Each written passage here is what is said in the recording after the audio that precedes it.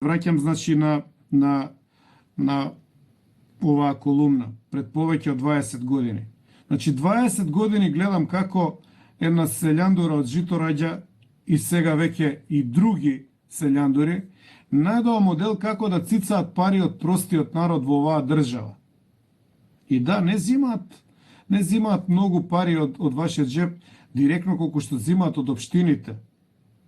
Мислам дека се тоа милиони евра на ниво на година, што праќа за разни пивофести, пиво роштилјади и такви работи на селјандури кои што не треба да ги викнете ни у кафана да пеат.